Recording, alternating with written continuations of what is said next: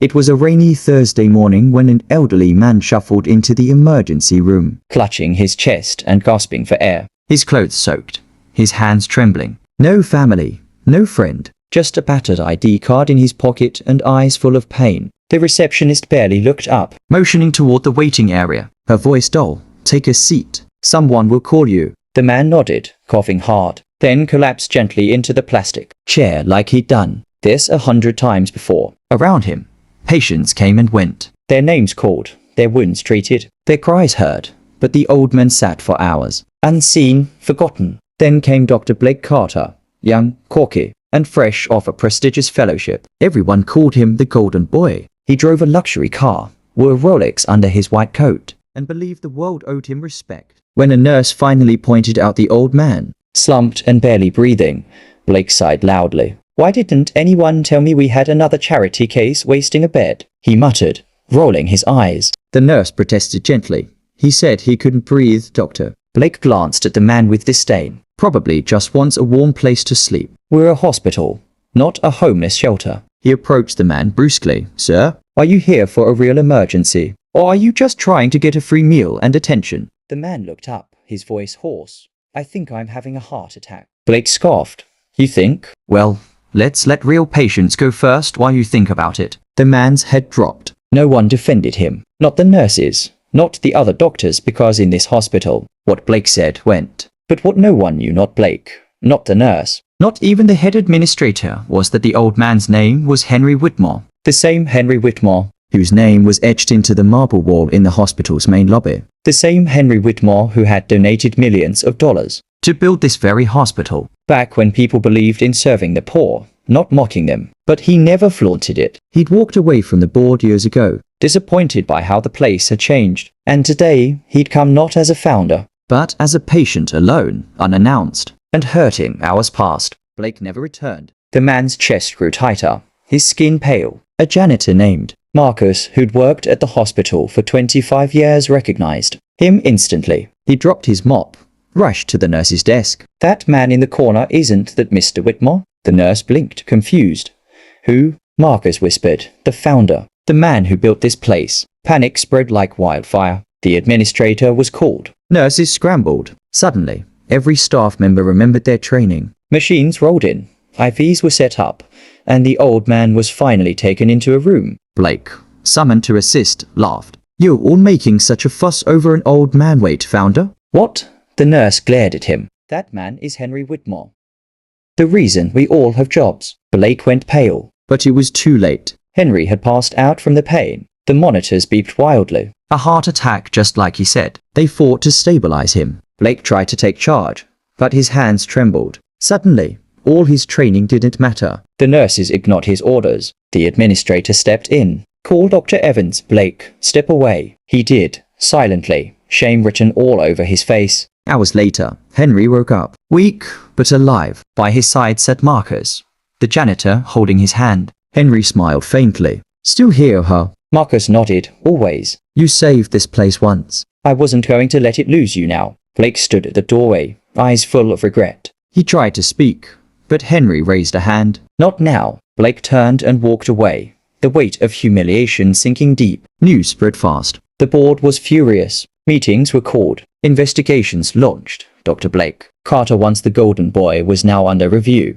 But the biggest shock came the next morning, when Henry requested a meeting with the hospital staff. They all gathered in the auditorium, confused, murmuring. Henry was wheeled in by Marcus, his voice soft but clear. This hospital was built to serve with compassion, not ego. Somewhere along the line, we lost that. But not everyone forgot. He looked at Marcus, then at the nurses who had rushed to save him. "And some reminded me why I built this place." Then he said something no one expected. "I've decided to return to the board, and I will be making some changes." The room erupted. Blake, seated in the back, shrank in his seat. But Henry wasn't done. "Some people here think titles make them powerful, but power without humility is dangerous." He paused. "Dr. Carter, please step forward." The entire room turned. Blake froze, then slowly rose to his feet. Everyone held their breath. Henry stared straight at him. But just as he opened his mouth to speak, Dr. Blake's legs felt like lead as he walked down the aisle toward Henry Whitmore, the man he had dismissed like trash just a day before. the man whose name now echoed through the hospital halls with reverence and awe, every eye watching, every breath held as if the entire building had paused to witness what would happen next. And when Blake finally stood in front of Henry's wheelchair,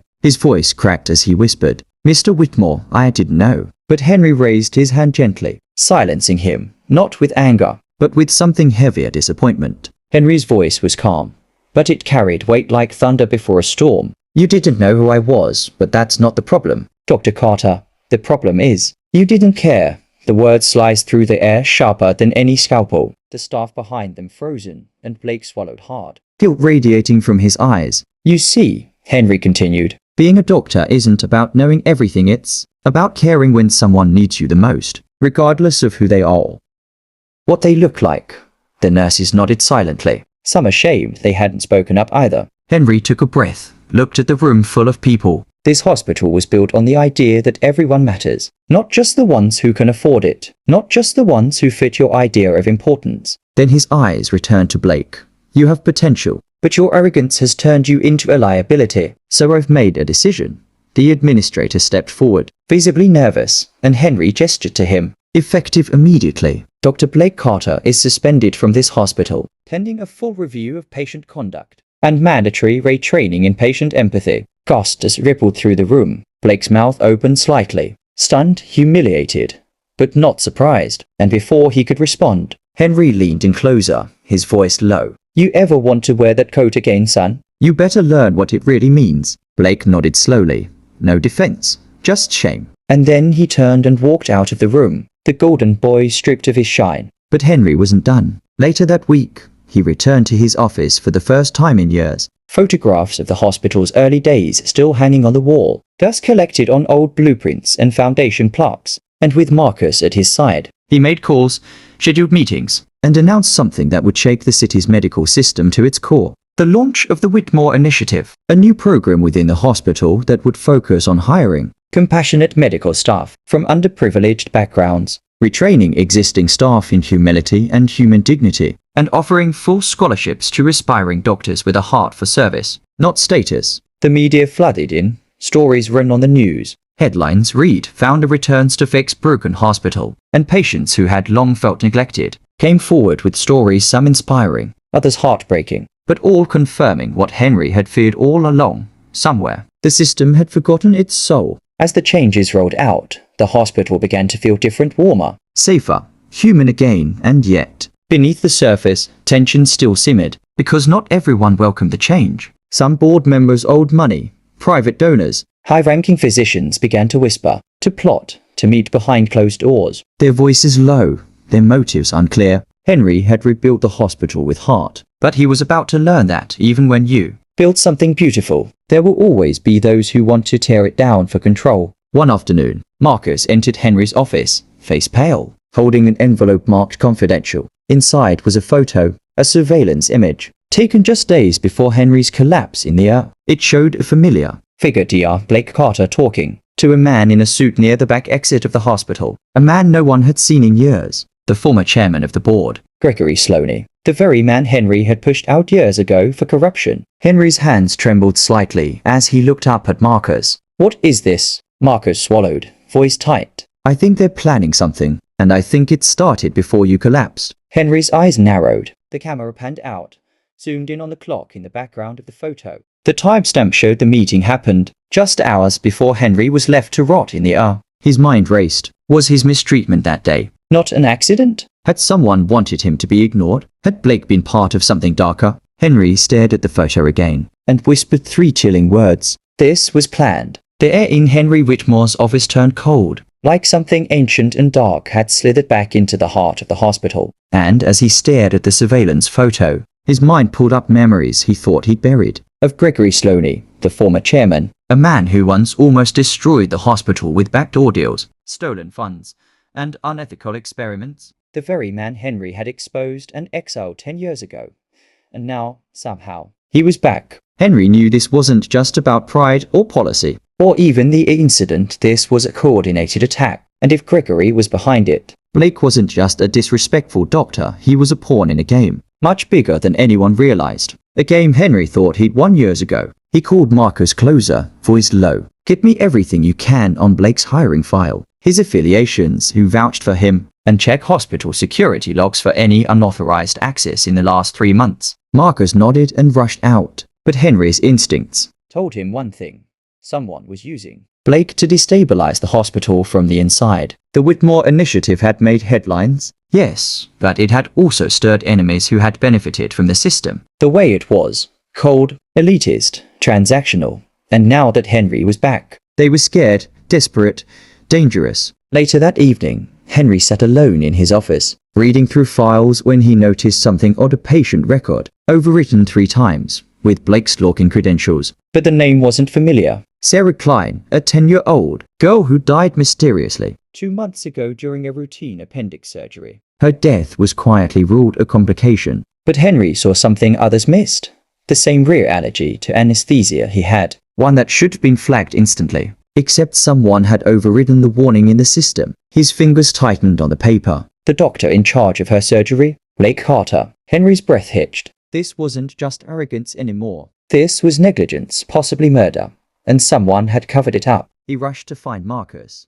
But as he opened the office door, he froze. A folded note lay on the floor just outside. No envelope. Just a message in bold red ink. Back off, old man. Or next time, no one finds you. Henry's heart pounded. And for the first time in years, fear crept in. But it wasn't fear for himself. It was fear for the hospital. For the patients. For truth. He knew then. Gregory Sloaney wasn't working alone. And if Sarah Klein had been silenced, who was next? He turned to his desk, picked up the phone, and made a call he never thought he'd have to make again. Detective Ree, he said, his voice steady now. This is Henry Whitmore. I need you to reopen a case. And I need full protection because I think someone inside this hospital is willing to kill to keep a secret buried. A pause on the other end. Then Ree said, I was wondering when you'd call, Henry. I've been following Blake Carter for weeks. Henry's eyes widened. You have? He asked. Yeah, Ree said grimly. And he's not just tied to this hospital. He's tied to a network of doctors, laundering money through fake patient records. Gregory Sloaney is just the tip of the iceberg. Henry's blood turned to ice. He thought he was dealing with hospital politics. But he was about to uncover something darker, deeper, deadlier. And someone was watching him already. Because as he hung up the phone and turned back to his files, a red laser dot danced across the wall behind his chair. Henry Whitmore didn't move. The red dot on the wall told him everything. He wasn't just being followed. He was being hunted. He ducked instinctively, and the wall behind him cracked with the sound of a silenced bullet. He hit the floor, heart pounding, crawling toward the emergency alarm under his desk. Whoever was watching him was ready to kill. Security swarmed the hallway within minutes, but the shooter was already gone. Henry watched the security tapes himself. Nothing. No face. No entry log, no exit record, just one frame with the silhouette of a tall man in scrubs, walking like he owned the building. He knew who it was, Blake, or someone working for him. But Henry wasn't going to run. He'd fought corruption before. He'd survived scandal. This wasn't just about him anymore. This was about every patient who trusted that hospital with their life. It was about justice for the little girl who never made it home, for the voices that were silenced. Marcus arrived moments later with a file. He looked pale. You need to see this, he said. Inside was a list of offshore accounts, all tied to shell companies funded by hospital procurement contracts. Blake's signature was on 3, Gregory Sloaney's on 7. But the real shock, board chair Evelyn Park's signature on 10. Henry leaned back, stunned. Evelyn, the one who called him out of retirement, the one who smiled at him in meetings, who claimed she believed in his vision. She wasn't cleaning house, she was covering tracks. Marcus whispered, Sir, this isn't just a rogue doctor. It's a ring Sloaney, Evelyn, Blake, maybe more. They're bleeding this hospital dry. And if you keep pushing, I won't stop, Henry said flatly. He made one final decision that night. He would hold a surprise press conference. He'd leak enough to stir media attention, enough to make the conspirators panic. Then, with Detective Rayleigh's help, he'd trigger a federal investigation. But first, he had to bait the trap. The next day, he walked into the OR like nothing happened. He greeted nurses, shook hands with interns. Even Blake gave him a forced smile. But behind his eyes was fear. Henry had the files now. He just needed one more thing, proof that Gregory Sloaney was on hospital grounds. Then he saw it. A janitor pushing a mop cart past the OR. Too tall, too careful, too familiar. Henry followed. Around the corner, down a flight of stairs, into an old wing of the hospital that was supposed to be sealed. The door creaked open. Inside stood Gregory, slowly older, grayer, but with the same crooked smirk. "You just couldn't stay away, could you?" slowly said. Henry narrowed his eyes. "You're trespassing on federal property," slowly chuckled. "Not for long. You see, Evelyn's stepping down. Blake's the new chief. And in 72 hours, this hospital will belong to us." Henry said nothing, slowly clicking the recorder in his pocket. Slowly leaned closer. "You're a relic, Henry. This is our time now." Suddenly, loud footsteps behind them. Evelyn, Blake, Marcus was holding handcuffs. Blake's jaw dropped. Evelyn's eyes widened. "You idiots," she hissed. "He tricked us." Henry smiled. "Actually, Detective Ree tricked all of you. This whole wing's been wired since last night." In seconds, officers swarmed the room. Evelyn shouted, "This hospital will burn." Henry stepped forward. "Then I'll rebuild it, like I did before." As the criminals were led away, a nurse entered quietly. "Sir, there's someone in the asking for you." Henry walked back upstairs. An old woman waited in a wheelchair, holding a faded photograph. This is my granddaughter, Sarah Klein," she said, voice trembling. "She died here 2 months ago. No one ever told us why." Henry knelt in front of her. "I promise you," he said gently, "we know now. And justice is finally coming." He looked back at the nurses smiling. Patients being cared for. Light returning to a place that had almost gone dark. But then, his phone buzzed. A blocked number.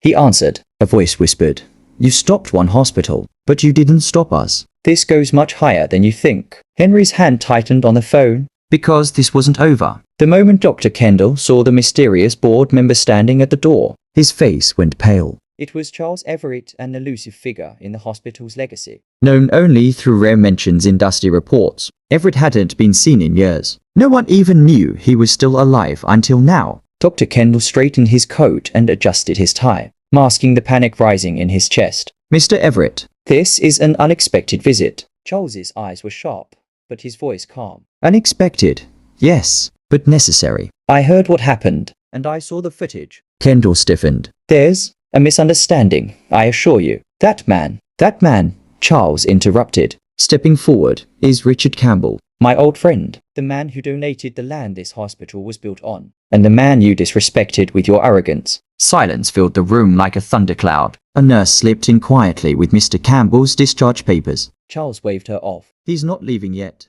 Not until we make this right." Meanwhile, the hospital's legal team was alerted. The board of directors was now in a frenzy. News had leaked, somehow possibly from Natalie, who recorded part of the confrontation on her phone. The video was now circulating quietly among staff, sparking whispers and tension. At that moment, Kendall's secretary entered with trembling hands. "Dr. Kendall, there's a news van outside." Charles smiled coldly. "The truth travels fast, doesn't it?" "So," Kendall stammered. "With all due respect, this is going to cause chaos." Charles stepped closer. "Sometimes chaos is necessary. You see, hospitals are not just for profit. They are sanctuaries, places where dignity should outweigh ego. But you've turned this place into your personal kingdom." Kendall tried to recover. "I've done what's best for the hospital. We've grown revenue by 300% since I took over. But at what cost?" Charles asked. "How many voices have you silenced? How many patients have you dismissed because they looked poor or powerless?"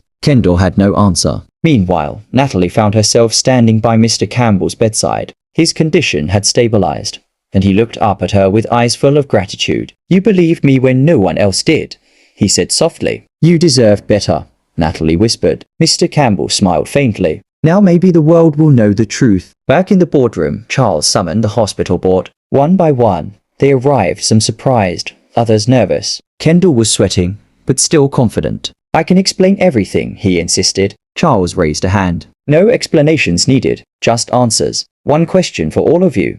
Do you want a hospital ruled by fear or by honor?" The board murmured, looking round at one another. That's when a woman from the finance department, who had kept quiet for years, stood up. "Dr. Kendall once asked me to cover up billing discrepancies. I was scared to say anything." Another nurse followed. "He threatened to fire me when I reported patient mistreatment." The dam had broken. As more staff members stepped forward, Kendall's empire began to collapse before his eyes. And just when it seemed like he might be completely cornered, he played his final card. "I have the hospital's biggest private donors behind me," he snapped. "They'll pull funding if I go. You'll have nothing. but Charles leaned in slowly and said one sentence that flipped the entire room upside down. "Those donors," he said. "They answer to me." Kendall's face drained of all color. Then came the cliffhanger. Charles turned to Mr. Campbell's son, who had just entered the room. He looked young, sharp, and determined. "Gentlemen," Charles said, "meet your new acting chief of operations." Gasps echoed in the boardroom. "And Kendall,"